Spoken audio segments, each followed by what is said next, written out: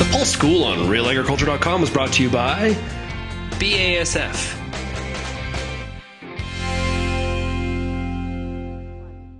All right, welcome to this episode of the Pulse School. I am Lindsay Smith, and joining me now is Cory Jacob. He's the acting provincial weed specialist with Saskatchewan Agriculture. Welcome here, Cory. Oh, thanks for having me. All right, so let's talk. Huge concern, of course, for some areas of the province and parts of Alberta as well. This isn't new, but it's definitely worth mentioning again, the risk of herbicide carryover to these pulse crops.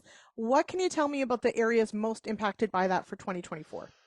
So I want to start by saying we have the herbicide carryover risk maps for 2024. They're just in the approval process. They will be posted very shortly on the ministry website.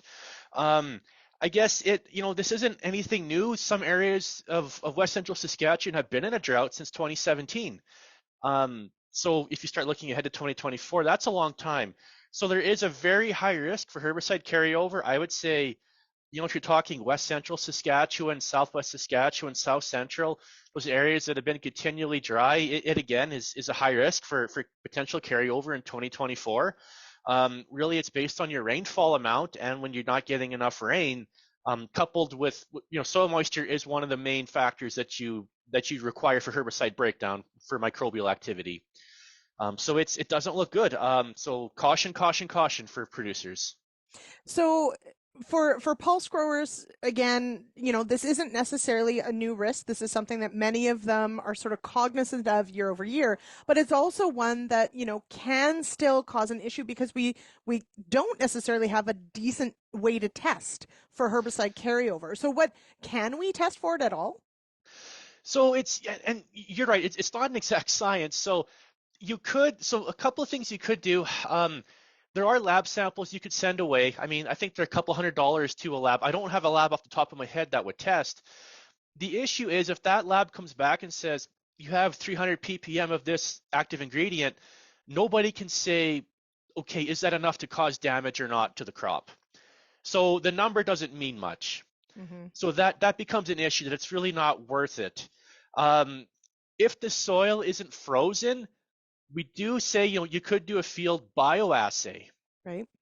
So that's basically going out to the field, digging up the top 2-3 inches of soil, because that's where your herbicide is going to be concentrated, and really bringing it inside and trying to grow the crop in there.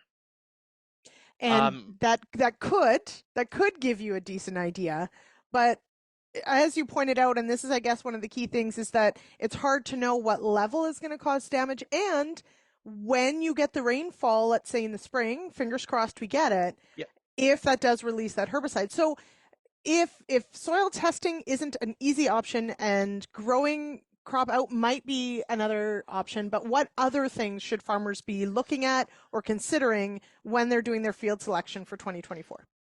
The big thing is record keeping, rainfall.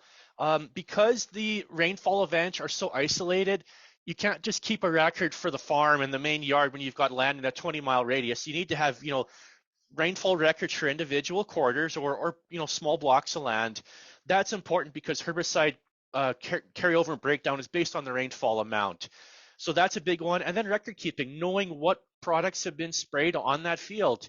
And we're talking back, 2020, 2021, 2022, because with the extended dry period, you could have a herbicide surprise you from 2 years ago that just didn't break down.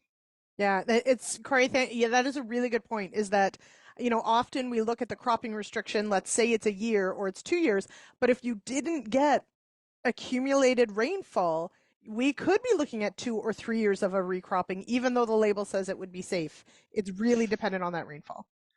Very, very dependent on it. And, the word here is just conservative and caution, especially if you're farming in that area of the province that has been in a long-term drought. You're very limited. I can sympathize with producers, but the drought will break. We just don't know when. So hopefully this is the last year of it and we can just get by and manage, with being very cautious for 2024. Now, just lastly, of course, we do get excited when there's any form of precipitation in these areas, snowfall included, but snowfall doesn't necessarily count in this calculation. No, so for herbicide breakdown, it's your your precipitation in the growing season. So June, July, and August. That's the big one. And that's because your soil is also warm enough to have the microbial activity and of course the accompanying moisture. Snowfall, it just doesn't do it. We need in-season moisture. And also, the soil needs to be a good, if the soil's frozen, we don't have the microbial activity. Right. We need to be probably 10 degrees Celsius for soil temperature and higher is when we start to really get good microbial activity. So again, June, July, August, that might extend a little bit here and there, but basically those are your opportunities for breakdown. All right. Cory, thank you so much for joining me on the Pulse School. Well, you're very welcome. Thanks for having me.